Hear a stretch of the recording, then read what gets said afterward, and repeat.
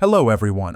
In less than 1 year, Canada quietly redirected nearly 18 billion US dollars in aluminum exports away from the United States, breaking a century-long trade dependence and triggering a chain reaction that is now destabilizing American manufacturing, inflation control, and strategic supply planning.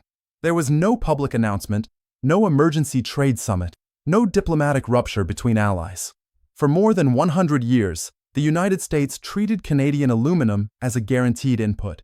It powered American automobiles, aircraft, power grids, and defense systems. Washington assumed proximity meant permanence. And that assumption is now proving dangerously wrong. Canada did not retaliate. It quietly shifted power away from the United States, rerouting its aluminum toward Europe, and Europe is embracing it wholeheartedly. What looks like a narrow aluminum story is actually the first visible crack in a much larger structure. Behind this silent redirection sits a consequence far more severe than publicly acknowledged, one already feeding into higher consumer prices, stalled infrastructure, and emerging national security vulnerabilities. The hidden damage is far larger, more costly, and more dangerous than Americans have ever been told. Internal industry estimates showed that trade war volatility had already added between 12 and 18% to aluminum procurement costs for U.S. manufacturers even before tariffs were fully escalated. This increase did not come from global shortages. It came from risk. As tariffs targeting Canadian aluminum climbed and contract terms became unstable, U.S. buyers were forced to price in uncertainty. Insurance costs rose, hedging costs surged, long-term supply agreements collapsed into short-term purchases. According to open-source manufacturing assessments, this instability alone pushed aluminum-related input costs higher across the automotive, aerospace, and power infrastructure sectors by more than $25 billion within a single year. Canada absorbed none of that shock. Instead, Canadian producers redirected supply toward Europe, where carbon-based trade rules offered something the United States could not: predictability. Under Europe's carbon framework, low-emission aluminum avoided penalties that reached several $100s per ton for higher-emission producers. Canada's hydropower-driven smelters suddenly became premium assets rather than discounted suppliers. Europe did not hesitate. Germany, France, and industrial buyers across the European Union accelerated long-term contracts, locking in Canadian aluminum volumes years in advance. By mid-2025, analysts estimated that nearly 1/4 of all new Canadian aluminum contracts were tied to European demand. Every low-carbon shipment reduced both emissions exposure and supply chain risk. The United States, meanwhile, paid the price. Downstream industries reported project delays, cost overruns, and shrinking margins. Internal federal assessments warned that aluminum-driven cost inflation was beginning to bleed into infrastructure budgets, grid modernization plans, and defense procurement timelines. Canada did not confront the United States. It simply stepped away from the blast radius.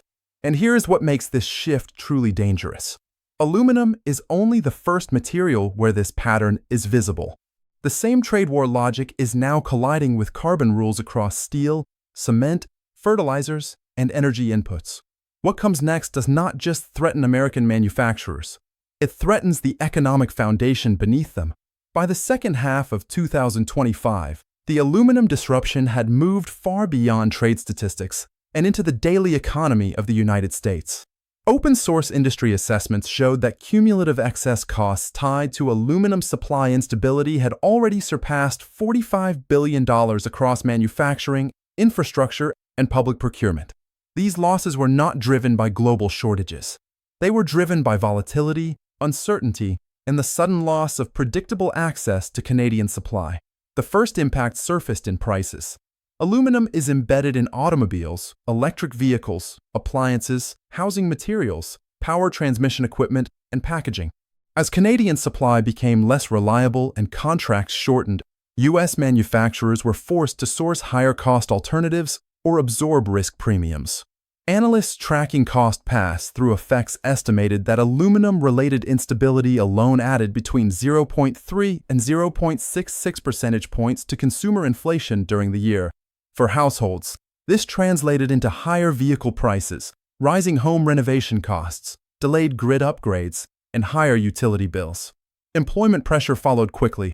Manufacturing associations warned that prolonged uncertainty was freezing capital investment decisions across aluminum-exposed sectors. Automotive producers delayed plant expansions. Aerospace suppliers postponed hiring. Infrastructure contractors slowed project timelines. Internal labor impact models estimated that continued volatility could place between 150,000 and 250,000 industrial jobs at risk over the next 2 investment cycles. Not through sudden layoffs, but through canceled growth and delayed replacement hiring. Public finances absorbed the shock as well. Federal and state infrastructure programs began reporting cost overruns tied directly to metals procurement delays and repricing. Grid modernization projects slipped behind schedule as aluminum conductors and components became more expensive and harder to source reliably. Analysts estimated that aluminum-driven cost overruns alone were adding tens of billions of dollars to publicly funded projects without delivering any additional capacity or resilience. National security supply chains were not immune. Aluminum alloys are critical for aircraft frames, naval structures, armored vehicles, and missile systems. Defense contractors quietly revised production timelines as delivery schedules became less predictable and input costs rose. Industry estimates suggested that aluminum-related disruption reduced effective defense procurement capacity by several percentage points within a single year, forcing trade-offs between quantity, cost, and readiness. Canada did not absorb these losses. Europe did not share them. Canada insulated itself by diversifying away from the United States, while Europe locked in low-carbon supply and pricing stability. For the United States, the danger lies not only in what has already occurred, but in what is coming next, and when those supply chains begin to fracture across steel, cement, and fertilizers in the same way, the economic consequences will move from manageable pressure to systemic risk. By early 2026, the aluminum shock had exposed a deeper failure inside U.S. trade strategy. Washington no longer controlled the rules governing its most critical industrial inputs. What began as a trade war tactic had quietly transformed into a structural loss of leverage, not only against competitors, but against allies.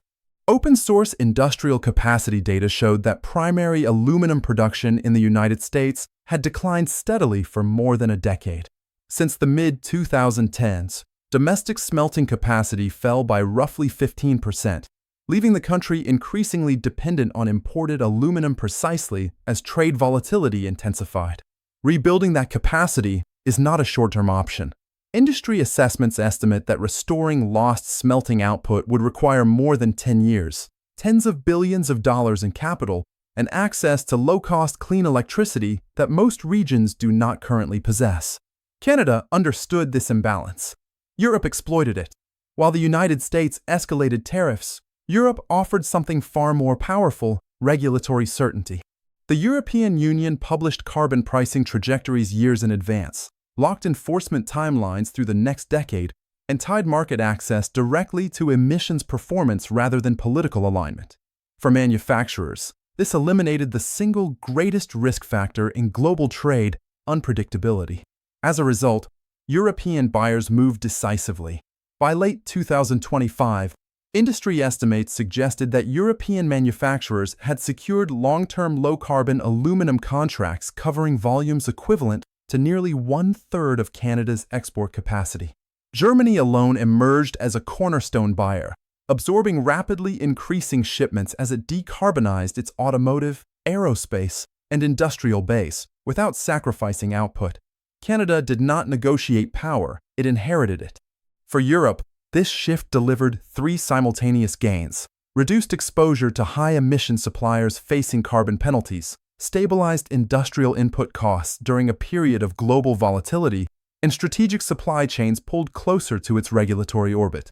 Every compliant shipment strengthened Europe's position as the rule-setter rather than the rule-taker. The United States experienced the opposite effect. Tariffs failed to restore domestic production and instead accelerated supply chain diversification away from American influence. Internal trade modeling circulated among manufacturing groups warned that tariff-driven uncertainty had already reduced the U.S. share of influence over North American aluminum flows by billions of dollars annually. Once contracts shifted to Europe, They could not be threatened, renegotiated, or reversed by executive action. The strategic consequences extended into defense and infrastructure planning. As Canadian supply diversified away, U.S. planners faced narrowing options: pay more, wait longer, or accept lower resilience. None of these aligned with stated national security objectives. Perhaps most damaging was the reputational impact. Surveys of global procurement executives conducted by industry associations revealed a sharp downgrade in perceptions of U.S. trade reliability. Policy volatility, unilateral tariff risk, and short contract horizons replaced proximity as the defining features of American market access. Canada, by contrast, climbed in rankings of supplier trust precisely because it aligned with Europe's rule-based system. This was not a loss inflicted by confrontation. It was a loss inflicted by miscalculation. The United States assumed loyalty would endure trade war pressure. Europe priced carbon and removed politics from the transaction. Canada followed the incentives that rewarded stability over submission. And here is the most unsettling reality. Aluminum is not the final chapter.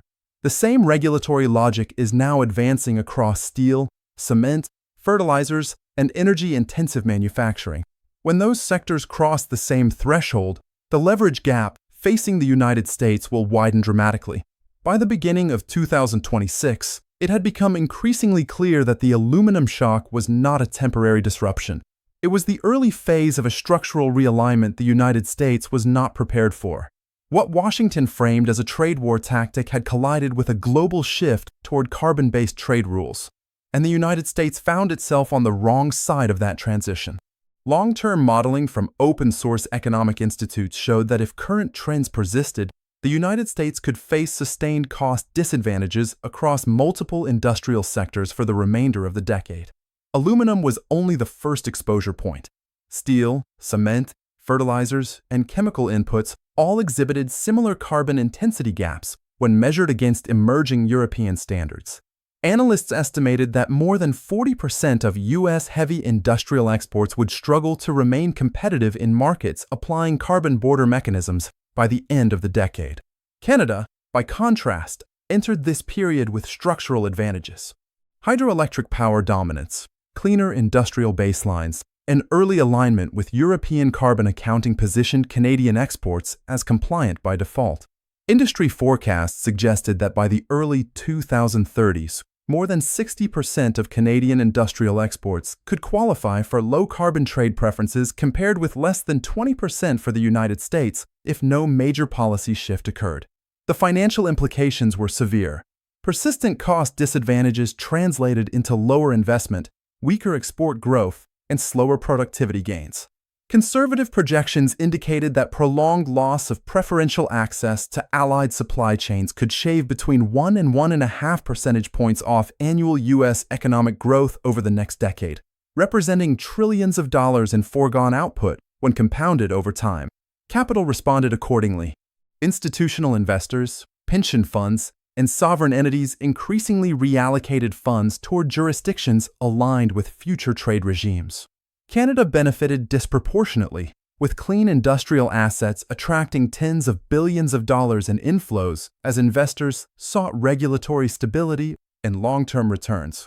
The United States, facing policy volatility and unclear industrial direction, saw comparable investment decisions delayed or diverted abroad. The strategic dimension was even more troubling. Trade leverage depends on centrality, and as supply chains rerouted around the United States, Washington's ability to influence outcomes diminished. Tariffs lost effectiveness when suppliers no longer depended on American market access. Pressure tactics backfired when alternatives existed. Canada did not need to resist. It simply diversified until resistance became unnecessary. Europe emerged as a quiet winner. By enforcing carbon rules consistently and predictably, it reshaped global trade flows without firing a single tariff shot. Compliance delivered influence, and influence delivered security over supply chains critical to its industrial future. For the United States, the choice narrowed rapidly. Adapt industrial policy to the new rule set, invest heavily in emissions reduction, and restore predictability to trade relationships, or continue down a path where volatility substitutes for strategy. The longer adjustment is delayed, the higher the cost becomes and the fewer options remain. What makes this moment especially dangerous is timing. Supply chains, once rewired, do not snap back. Contracts signed today shape investment decisions for years. Infrastructure built to serve Europe will not easily pivot back to North America. The window for course correction is closing faster than policymakers acknowledge. And this raises the final and most unsettling question. If aluminum was only the beginning, what happens when the next wave of carbon-based trade rules hits steel, energy, and agriculture at full scale? Because when that moment arrives, the shock facing the United States will no longer be quiet. It will be impossible to ignore. What this story ultimately reveals is not a dispute over aluminum nor a temporary chapter in a trade war. It reveals a fundamental shift in how power is exercised in the global economy. Canada did not confront the United States, did not escalate, did not retaliate. It adapted faster than Washington expected, and in doing so removed itself from a system defined by volatility and political risk. Europe understood the moment. By enforcing carbon-based trade rules with consistency and discipline, it transformed regulation into leverage. Because predictability has become the rarest and most valuable asset in global trade, Canada aligned with that reality and secured its position quietly, contract by contract, ton by ton. The United States now faces a hard reckoning. Tariffs alone no longer guarantee influence. Proximity no longer ensures loyalty. And trade pressure no longer works when allies have viable alternatives. The costs are already visible in higher prices, delayed projects, and eroding strategic flexibility. The longer adjustment is postponed, the deeper those costs will cut. The question is no longer whether this shift is real. It is whether Washington is willing to respond before the next wave of supply chains moves beyond its reach.